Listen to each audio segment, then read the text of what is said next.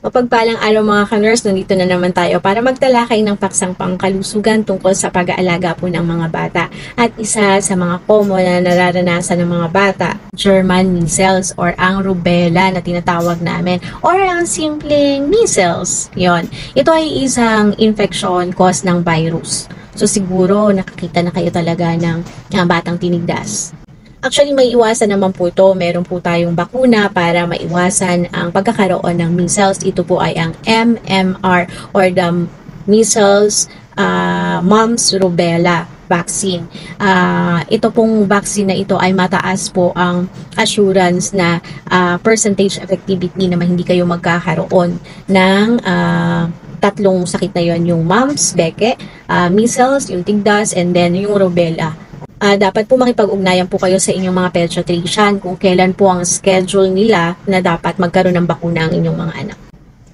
Okay, ano ang sintomas nito? Lumalabas ang sintomas. Actually, yung condition na ito, bumubuti siya. Banayad naman ang mga sintomas nito. Wala naman talagang critical na sintomas na ipapakita itong tigdas, no? Tapos karaniwan siyang bumubuti sa loob ng 7 hanggang 10 araw.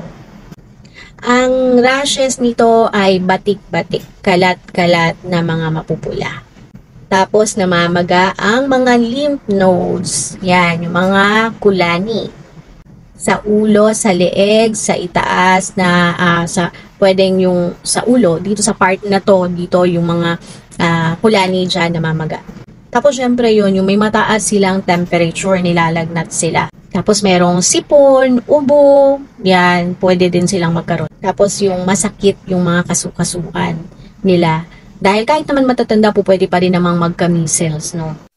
Ang typical description ng rashes nito ay mapula, okay? Batik-batik, kalat po siya. Tapos yun, karaniwan siyang nag-uumpisa sa likod, tapos sa may leeg, papunta dito na sa katawan, kumakalat sa paligid ng loo, saka yung leeg nila. Yan, pagkatapos kumakalat na pa siya, papunta sa katawan, sa dibdib, sa tiyan. Tapos yung mga binti, braso, yan, papunta sa labas. So parang it's more of the back, tapos dito, tapos sa extremities, ganon.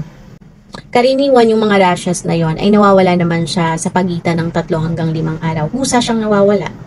Tapos yung mga sintomas na iba ay tumatagal hanggang 5 araw. Tapos yung mga lymph nodes, karaniwan nawawala yan sa loob ng 1 week.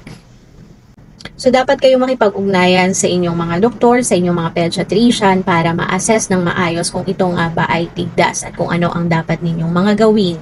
Yun, dapat mag-notify kayo sa doktor ninyo bago kayo pupunta doon dahil kung pediatrician yun. So, syempre maraming mga bata din na pupunta doon. Nakakahawa to. Kaya consider nyo rin yung safety ng ibang mga bata na makakasabay nyo kapag kayo ay nagpa-check up. At alam nyo ba, ito ay dapat umiwas ang mga buntis kapag mayroong may tigdas. Kasi maaaring makaapekto ito sa ipinagbubuntis. Yung bata ay maaaring magkaroon ng katarata. Maaari din silang magkaroon ng sakit sa puso at maaaring mag-cause ng pagkabingi. Kaya kung merong buntis sa pamilya tapos merong may measles, huwag nyo po silang pagtagpuin. Iiwas nyo po, i-isolate nyo po yung may tigdas. So paano ito kumakalat? Droplets po. Yung mga atching, may lumabas na konting laway, konting ambon. Ayun, droplets. Pagbahing.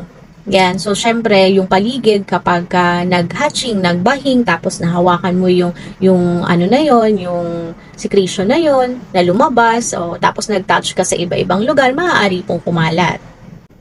Actually, ang problema po dito, even bago pa lumabas yung sintomas or malaman na meron kang tigdas, nakahawa ka na kasi nagkakaroon po ng pagkahawa mga 1 linggo bago pa lumabas yung sintomas.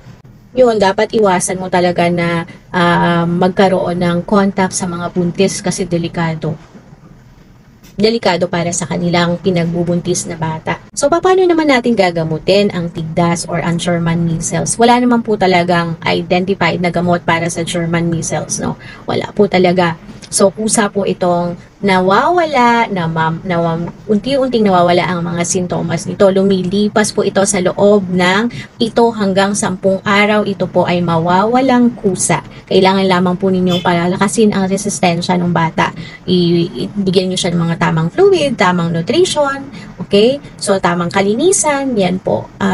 Wala po talaga kasing dapat yan. No? Kung may lagnat siya, bigyan nyo po ng para sa lagnat. Kung meron pong pain reliever din, o yan, paracetamol pa rin, or ibuprofen kung merong mga masakit na nararamdaman. Pwede po sa bahay lang, hindi naman kailangan na magkaroon ng hospitalization. So, paano natin may iwasan ang tigdas, ang German measles, ang rubella? So, meron nga pong vaccine, meron pong bakuna. Makipag-ugnayan kayo sa inyong barangay health center, sa inyong mga pediatrician, yung MMR na kailangan para makaiwas kayo sa ganitong mga sakit. Kung meron pong maramihang kaso ng tigdas sa isang lugar, ina-advise po madalas ng mga healthcare provider dun sa area na yon na magpabakuna. Okay? Para po hindi na siya talaga kumalat. So yun po, kailangan lang po palaging healthy ang mga pagkain, bigyan ng maayos na pagkain, nutritious foods, tamang pahinga. Kailangan po na malinis sa katawan, palagi po kayong maghuhugas ng inyong mga kamay with soap and water po. And then, umiwas po kayo sa mga taong mayroong mga sakit, colds, na baka mamaya ano yung mga nararamdaman nila na yun ay sintomas na ng tigdas. So, yun lang po mga ka-nurse. Sana po ay nakatulong sa inyo ang konting impormasyon na na-share natin ngayon. At please don't forget to like this video and don't forget to subscribe to my channel and share na rin po para po ito maibahagi natin sa iba pa pong nangangailangan ng impormasyon na ito.